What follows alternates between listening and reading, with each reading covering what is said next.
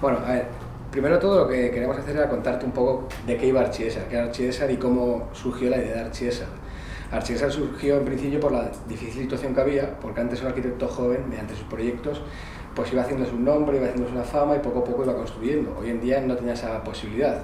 Entonces dijimos, joder, si creamos algo en el que la persona joven pueda publicar y mostrar lo que está haciendo, pues entonces... ¿Ya habéis terminado o no? ¿Vosotros? Siempre hay cosas nuevas que desarrollar. ¿Pero qué decir, ya sois arquitectos o no? Sí, yo soy arquitecto. ¿Ah, tú ya eres arquitecto? Sí, sí, sí. ¿Y qué tal? Bueno, la situación es dura, es dura. Estoy compaginando también trabajo en un estudio que está aquí al lado, que es de Dal GHG, pero está la cosa dura, muy difícil. ¿Qué edad tienes tú? 26. Hostia, muy joven. Recién cumplido. Acabas de terminar. Terminé hace un año y medio. Qué pronto, ¿no? Sí, curso por año. Sí, sí. Y entonces justo empecé con la revista también. ¿Y ya tenéis alguna, en la revista ya tenéis alguna financiación o alguna? No, es todo loco, es todo propio. Pero tenéis que buscar patrocinadores. Es que hasta que no crezcamos un poco más, eso lo tenemos bastante... ¿Cuántas visitas tenéis? Pues de visitas, es que hemos estado modificando la página web y tal, y en la web, con el Google Ads Analytics, todavía no se salen las visitas reales que hay, pero de Facebook tenemos 15.000 seguidores. ¿Cuántos sois? Pues somos fijos 3 personas, entre las cuales está Andrea, luego tenemos otro socio que es de Gijón, que vive en Gijón y por esa razón no puedo venir, y luego tenemos personas que colaboran con nosotros, como puede ser Fran y pueden ser compañeros míos de universidad y tal, que están interesados en colaborar y participar en redacción de artículos y tal, pero no fijos, no personas fijas, sino que van y vienen. Y luego, eso es la idea que te hemos contado, y bueno, tu opinión sobre Archiesar, que nos la acabas de dar ahora. Es que creo que además que de verdad, sinceramente, creo que por aquí van los tiros, ¿no? O sea, realmente la prensa escrita cada vez, y luego si consigues tener una publicación que tenga visitas, es que el poder que te da eso es acojonante. O sea, realmente Croquis lo publica la revista Croquis o Arquitectura Viva, ha tenido realmente muchísimo poder a nivel interno y a nivel de arquitectos. Ellos decidían quién eran y quién no era válido en este país a nivel de arquitectos. Es que si conseguís que tenga visitas, el poder que te da eso es acojonante. Sí. O sea, no te imaginas el poder de influencia que puedes llegar a tener. Entonces, si lo hacéis de manera más o menos seria y tal, bueno, pues os puede, aparte de ser un tema económico importante, pero sobre todo un tema de influencia, un tema de poder que al final es lo que marca la diferencia. Sí. O sea, que hacéis fenomenal. Bueno, queríamos también preguntarte, a pesar de las revistas también sobre tu persona, y es que ¿qué opinas de la situación laboral que hay ahora mismo en el sector para la gente joven? Bueno, la situación laboral es terrible, es muy mala y somos responsables además nosotros, o muy responsables nosotros, los arquitectos. Se llega a una situación donde hemos dejado un mercado absolutamente minado, un descrédito en la sociedad, un personaje que tenía mucho prestigio pues lo ha perdido y lo hemos perdido porque hemos hecho todo para perderlo realmente. Hemos jugado a inundar de mediocridad nuestras ciudades y no ser nada exigentes ni con nuestro talento ni con nuestra profesión. Realmente la situación evidentemente no es buena, y para alguien como tú que terminó hace un año y medio pues es malísima. La gente que termina dentro de un año pues va a ir mejorando y tal. ¿Qué es lo que pasa? Que sin duda alguien como tú es más fuerte, porque ha salido en el peor momento posiblemente de la historia de la arquitectura en este país, en un momento muy difícil, y como tú pues te estás reinventando, y eso sin duda es una fortaleza. Lo que no hay que quedarse es quieto. O sea, yo es lo que veo que estamos muy mal acostumbrados, o hemos estado muy mal acostumbrados a que el trabajo viniera a los estudios, y la actitud pasiva es demoledora. Actitud que se ha tenido los estudios. Realmente yo siempre lo digo y me repito, pero en el código deontológico de arquitectura, que yo no estoy nada de acuerdo con ese código, hasta hace muy poco está prohibido hacerse publicidad. Los arquitectos nos han grabado en sangre prácticamente que era vulgarizar nuestro trabajo el hacer publicidad. El marketing lo es todo, y no saber venderse es malo. Y a mí me va bien, como me va muy bien, no porque yo sea el mejor arquitecto, me va bien porque sé, o sea, yo no me tengo por mal arquitecto, y yo sé que en las escuelas de arquitectura no está bien hablar de mí, soy un arquitecto maldito en el gremio de las escuelas, que poco me importa, porque la verdad es que lo que me importa es el mercado, y lo que yo hago, que me siento muy satisfecho de la arquitectura que yo hago. O sea, realmente es lo que yo quiero hacer, y lo hago con plena convicción de que lo que hago está bien. Pero al margen de que yo me crea buen, malo o regular arquitecto, que me tengo por alguien muy profesional, creo que la diferencia, la gran diferencia con el resto de mis compañeros es que yo he sabido vender mi producto. Y eso, si no aprendemos, si no nos lo enseñan en la escuela, si no somos capaces de mostrar lo que hacemos, no seremos capaces de vender nuestro producto y no seremos capaces de tener clientes. Entonces, después de todo esto, ¿qué consejo le darías tú a los jóvenes que acaban de terminar, como por ejemplo es mi caso, para afrontar de alguna manera esta situación de crisis tan devastadora y una situación tan difícil que en muchas ocasiones te hace como desistir, pero tienes que mantenerte fuerte? Porque trabajo realmente de arquitecto no hay. Bueno, yo creo que sí que hay trabajo arquitecto, creo que hay mucho trabajo para arquitecto, mucho, ¿no? Hay mucho por hacer y muchísimo, y en el mundo muchísimo, y además el arquitecto español es un arquitecto que está muy bien formado. Yo creo que lo que pasa es que tenemos una actitud en general muy poco activa. Yo te puedo garantizar que si cogierais, por ejemplo, un listado de estudios del mundo ofreciendo servicios con tarifas muy reducidas, pues desde acabar planos, acabar proyectos o propuestas, recibiríais muchísimas respuestas de muchísimos estudios. La colaboración con estudios internacionales es algo que está ahí y tal. Y el mundo, en países como China o la India, por ejemplo, que son más de 1.000 millones de habitantes, te imaginarás que tienen una demanda inmensa de gente como nosotros. Lo que pasa es que no vamos a encontrar trabajo al lado de nuestra casa. Eso ya ha cambiado, eso hay que olvidarnos, pero tu publicación no es para la gente local, es para la gente del mundo. O sea, hay que abrirse al mundo. O sea, el potencial no es nuestra ciudad, no es nuestro país, es el mundo. Y es lo que esta apertura es esencial. Yo creo que los jóvenes, que además tenéis en eso mucha más costumbre, porque habéis nacido ya o habéis mamado desde muy jóvenes las nuevas tecnologías, tenéis un potencial terrible que mi generación, por ejemplo, que era justo la transición, nos cuesta mucho más, ¿no? Gente como vosotros lo tenéis ahí y que es mucho más sencillo de lo que parece. Es verdad que los idiomas son fundamentales, pero sabiendo idiomas y tener una apertura de mente y tal, hay muchísimo por hacer, muchísimo que conseguir, de verdad, y no tan difícil, aún no queriendo desplazarse, porque yo puedo entender que hay gente que dice que yo cambiarme a China, bueno, pues me puedo entender esa pereza, lo puedo entender, pero sin desplazarse yo creo que se puede llegar a acuerdos en contacto con miles de estudios en el mundo que necesitan personal, y al final lo que busca un estudio de arquitectura es gente cualificada, que le haga su trabajo bien hecho al menor coste posible, y eso se puede organizar perfectamente. Eso está bien. Y luego tú, a la hora de contratar a alguien, ¿qué actitudes buscas en esa persona?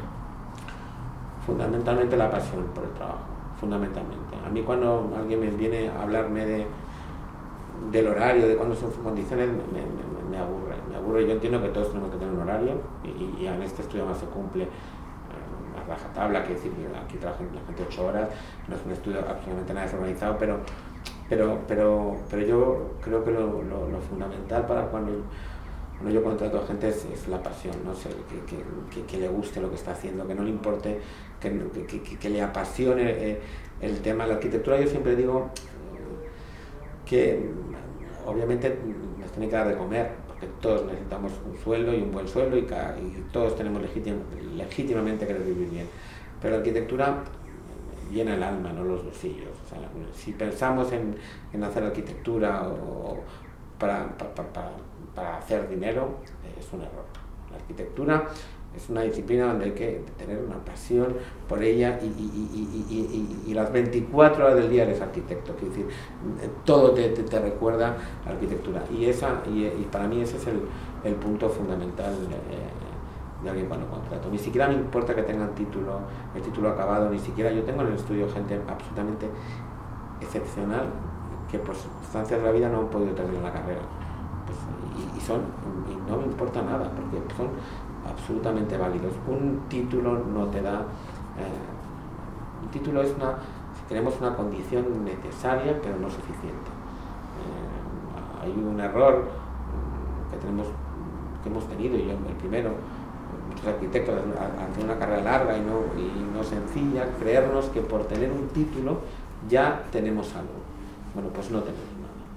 O sea, el título es el paso previo para una vida de compromiso y de pasión, y si eso no lo tienes, se acaba viendo enseguida, ¿no? Sí, y para mí ese es el motivo fundamental, evidentemente sabiendo que esto es un trabajo. Yo no pretendo que la gente se pase aquí 24 horas ni deje de vivir, pero es que un arquitecto, cuando va al cine, vea más allá de tal, cuando va a una exposición, cuando va a un bar, o sea, ese concepto de ver la vida desde un punto de vista arquitectónico es lo que a mí me parece esencial cuando yo contrato a alguien. Está genial eso, es la inspiración, ¿no? Bueno, es lo que creo que es importante, lo que marca la diferencia, ¿no? Lo que marca realmente la diferencia, la gente que vive esto que le gusta de verdad, a la que pues lo ha elegido porque se cree que es un buen modo de vivir o tal, y yo creo que al final pues también es verdad que hay mucho tipo de arquitectos, no todos los arquitectos somos arquitectos creativos ni arquitectos, o sea, hay muchas maneras de enfocar la profesión. Yo he elegido un camino, pero hay multitud de caminos, y yo el camino que yo he elegido y lo que yo creo en mi estudio, ¿no? Y a la hora de realizar un proyecto, porque eso es una cosa que siempre cuando eres joven te interesa, ¿no? De alguien que ya está consagrado en la profesión y que ha hecho un montón de proyectos, o sea, ¿qué forma, qué fuente de inspiración sigues? ¿Sigues algún arquitecto famoso, algún artista, algún diseñador del pasado? ¿Cómo te inspiras a la de empezar a hacer un proyecto? Cuando tienes el papel en blanco delante, tienes que hacer cualquier tipo de proyecto, sea residencial, hotelero, centro deportivo, comercial, el que sea, con el papel en blanco delante, un terreno o lo que sea, y empezar de cero. Bueno, todos tenemos nuestras referencias. Yo ya no veo, a no ser que sea una tipología nueva, no sé, imagínate, mañana nos encargan pues, un hospital. Bueno, pues ahí investigas un poco más y ves un poco más hospitales que funcionan a nivel funcional. A nivel funcional, porque a nivel estético yo ya tengo mi propio criterio, yo tengo mi propio gusto, y ya, evidentemente hay arquitectos que han marcado en mí, que me conozco su obra y que de alguna manera salen, ¿no? Evidentemente ahí están, ¿no? Desde los maestros como el Corbusier, que yo creo que es una fuente inagotable la obra del Corbusier es absolutamente impresionante. Arquitectos que me dejan absolutamente maravillados, como Zaha Hadid,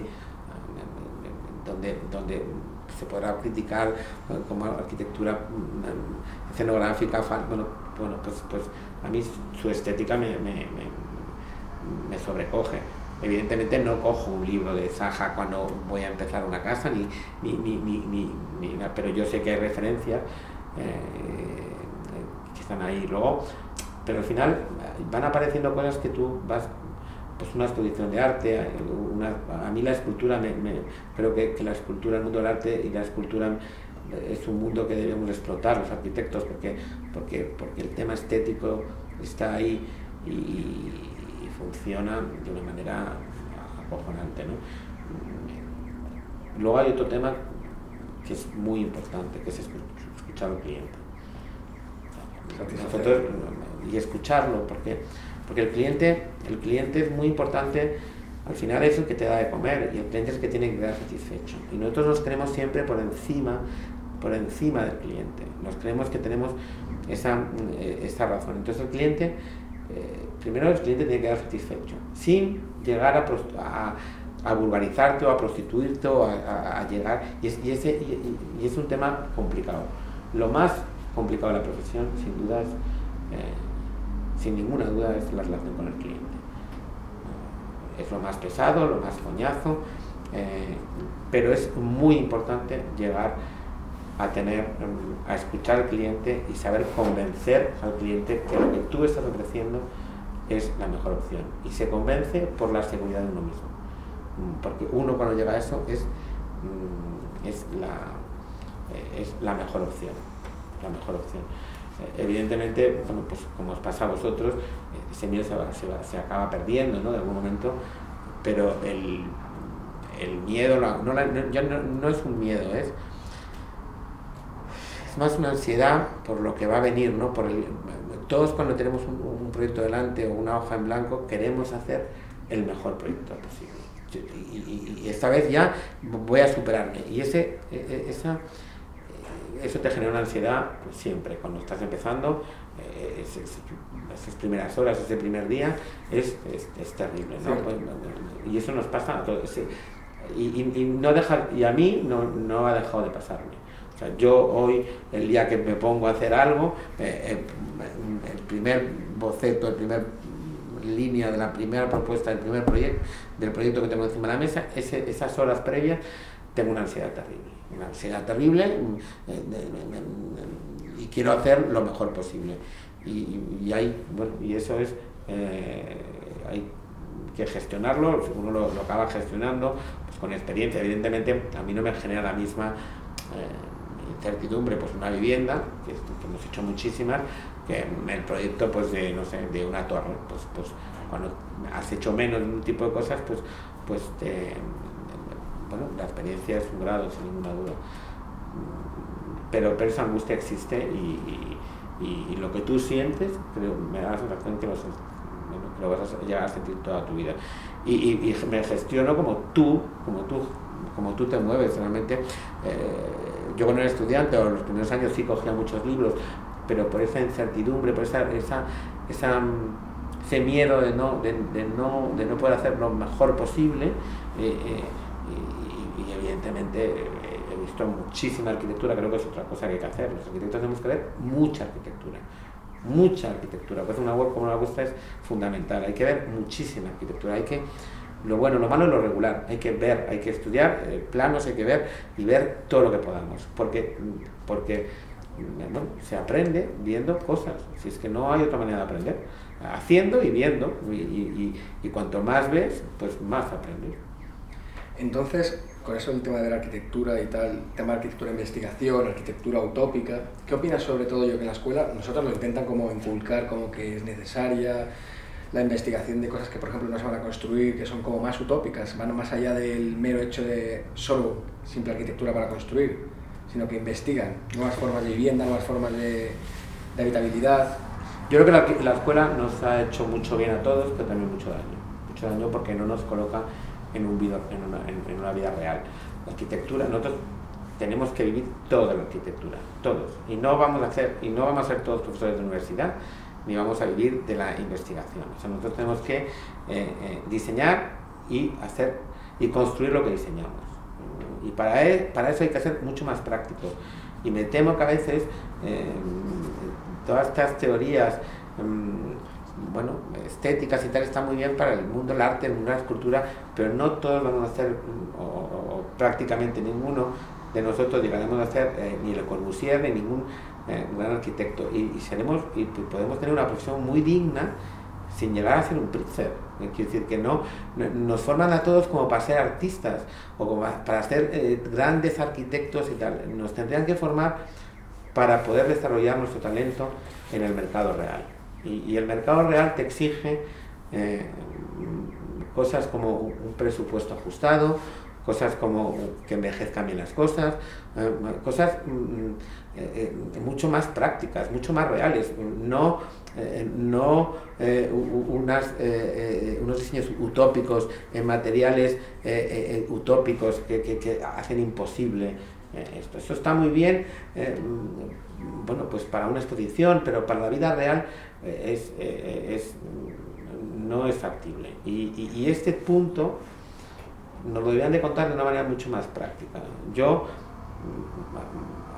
no sé si por cuánto cambió la escuela, porque no estoy nada metido en la docencia, pero yo cuando yo hice la carrera, que eran 7 años, no tuvimos ninguna asignatura, pues el tema económico, de presupuestar una obra hasta el último detalle, de pasta, sí, medirla sí, pero presupuestarla, hasta el final el cliente, claro, pero ¿y el cliente qué te crees que te pide? Pues me pasta, ¿cuánto me va a costar esto? O sea, el pensar que el tema económico no importa, o sea, que en la escuela no nos pongan un condicionante. O sea, está muy bien la orientación, está muy bien la topografía, está muy bien, obviamente son necesarios esos condicionantes, pero el tema económico también. No es lo mismo diseñar para 800 euros el metro cuadrado que para 1500. Se diseña de una manera diferente.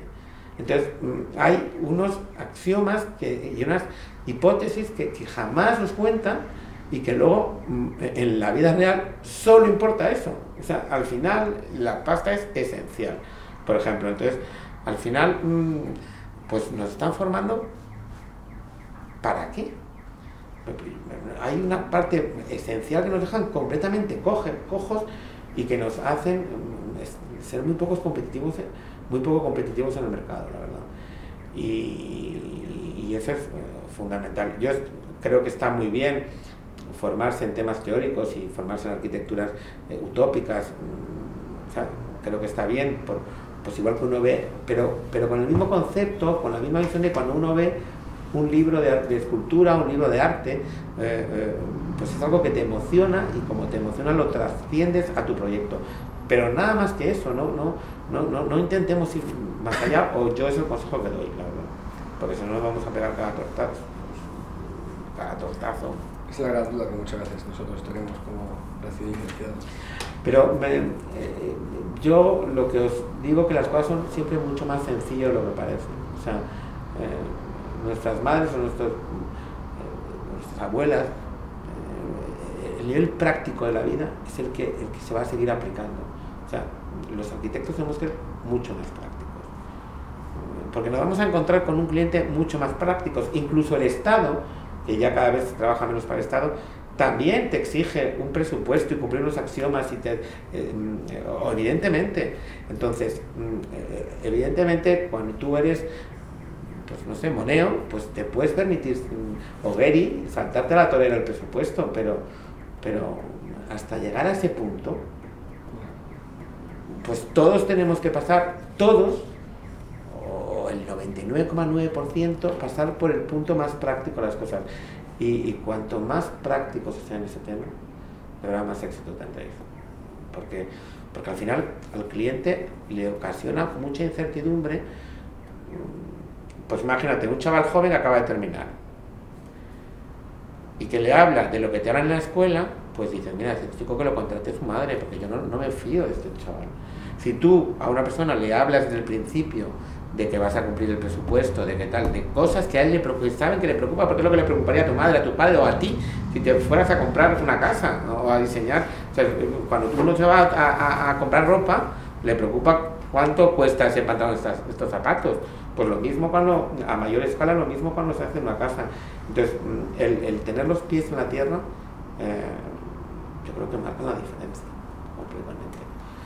Incluso cuando yo contrato a un arquitecto creativo, que ahí dejo un poco más de margen, ¿no? Pues un chico, alguien excepcionalmente bueno porque es muy creativo. Pero si no tiene en cuenta cómo se hacen las cosas y cuánto cuestan, a mí tampoco me interesa, por mucho que me aporte al nivel creativo, porque hay un punto que, aunque sea secundario para esa persona, que lo entiendo, secundario, de acuerdo, pero tiene que saber cómo se hacen y cuánto cuestan, porque si no, es un mundo irreal. Es el mundo de la escuela que es irreal. Vale, pero no, eso está claro, el dinero es el dinero. Luego, ya para concluir la entrevista, quería saber si a lo largo de tu carrera profesional hay algo que te hayas quedado como con ganas de hacer, o que te hubiera gustado hacer, o que te has quedado con esa ilusión de que no has llegado a ejecutar, o que te gustaría seguir haciendo lo mismo. Sí, bueno, yo me imagino que vosotros me veis muy mayor, porque así... No, para nada. Pero que eso pasa, que eso pasa, cuando yo tenía 25 años me parece que alguien de 45 era muy mayor. Yo ahora que tengo 45 me parece que me queda... Yo realmente tengo la sensación, después de 20 años de profesión, que me queda lo mejor por venir. Yo espero y deseo, y yo es la pretensión que tengo, que mis mejores proyectos aún no estén realizados. Hay miles de proyectos y tipologías que me encantaría desarrollar, hay muchas. Te puedo decir miles de proyectos que me gustaría hacer. También es verdad que con el tiempo he dejado de pensar en futuribles. Me he pasado muchos años de mi vida pensando, cuando venga tal proyecto, y me estaba perdiendo lo que yo estaba teniendo encima de la mesa, ¿no? Yo hoy intento disciplinarme, intento forzarme a que mi mejor proyecto es el que tengo encima de la mesa, y es el que me ilusiona. O sea, ahora mismo acabamos de cerrar un restaurante en Shanghái, muy grande, de 2.500 metros, que en honorarios no es mucho, pero que nos interesa mucho el mercado chino y tal, y realmente, bueno, pues ese es mi mejor proyecto en esto. Es mi museo o mi torre. Evidentemente los arquitectos todos somos al final iguales, todos tenemos la pretensión de hacer cosas nuevas, cuanto más grande es el edificio pues mejor, claro, porque pero cuanto más se vea mejor, ¿no? Bueno, cuanto más importante, tenemos todos un ego importantísimo, y cuanto más nivel y punto operativo otorgues a eso, pues mejor, ¿no? Y cuanto más importante es este proyecto, pues nos creemos que es mejor. Bueno, pues yo recomiendo que no pensemos tanto en eso, sino en lo que tenemos encima de la mesa, sea lo que sea, porque al final, si ese proyecto está bien hecho, te traerá más proyectos. No hay mejor prescriptor de tu trabajo que un cliente satisfecho. Nadie va a hablar mejor de ti que un cliente que ha dejado satisfecho. O sea, ya te puedes vender como te dé la gana. Si tu cliente habla mal de ti, y un cliente satisfecho habla maravillas de ti, porque además tenemos la necesidad, todos los seres humanos tenemos la necesidad de como de hacer ver que lo que nosotros hacemos es lo mejor. O sea, nosotros vamos a comprarnos un pantalón y le decimos a todos nuestros amigos, cómprate ese pantalón que es el mejor, o sea, no dudes, esta es o sea, tenemos nos reafirmamos a nivel de nuestras decisiones. Bueno, pues cuando uno se hace la casa, con mayor motivo, como o un edificio, y dejar a un cliente satisfecho es una garantía de seguir comiendo. Bueno, eso estoy de acuerdo. Pues muchísimas gracias, Joaquín. A vosotros. Creo que va a servir y enhorabuena. Va a servir de mucho la entrevista.